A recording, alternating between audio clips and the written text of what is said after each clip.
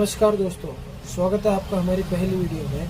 आज की कहानी बाइफोर्ड डॉल्फिन इंसिडेंट के बारे में है, जो 1983 में घटित हुई थी और इसको हम वैज्ञानिक तरीके से दिलचस्प तरीका भी कह सकते हैं मरने का। और मैं आपको चेतावनी दे रहा हूँ कि एक भयानक इंसिडेंट है। नीचे काम करने के लिए स्तंभित गोताखोर कई सप्ताह तक उस दबाव वाले क्षेत्र में रहते हैं तथा एक अनोखी बीमारी से बचने के लिए वो दबावयुक्त गोताखोरी घाटियों से होते हुए आते जाते रहते हैं।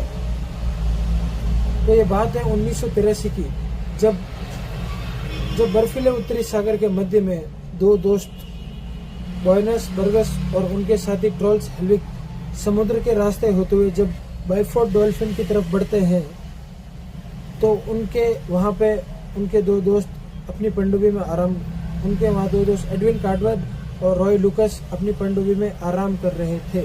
ऐसी जगह जो सतह के दबाव से 9 गुना अधिक दबाव में था। मार्टिन साउथ और विलियम कार्डवेल सामान्य प्रक्रिया के तहत गोताखोरी हैच खोलने और ऊपर चढ़ने से टैंक दबाव डालते हैं। इसके बाद गोताखोर अपने पीछे के हैच को बंद कर लेते हैं।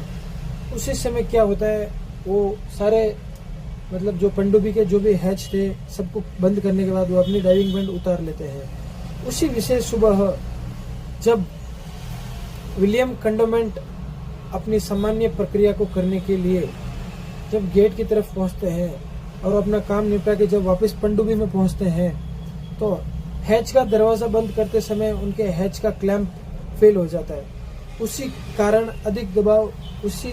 उसी समय अधिक दबाव के कारण वो पनडुब्बी से बाहर आ पहुंचते हैं और एक समुद्र की सतह पर आ पहुंचते हैं, जहां उनके फेफड़ों में उनके फेफड़े फटने के कारण उनके फेफड़ों में खून फैलने लग गया था। उन्हें समुद्र से बाहर लाया गया और अस्पताल में उनको इस चीज से बचने के लिए कई हफ्ते लग गए।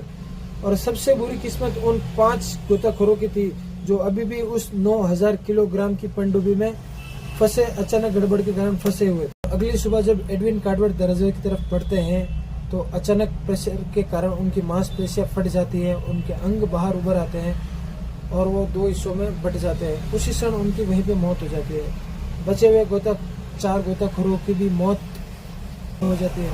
अगली सुबह जब अन्य गोताखोर बाइफोर्ड डॉल्फिन की तरफ बाइफोर्ड डॉल्फिन का सर्वे करने के लिए पहुंचे तो वहां का नज़ारा देख के उनके होश उड़ गए।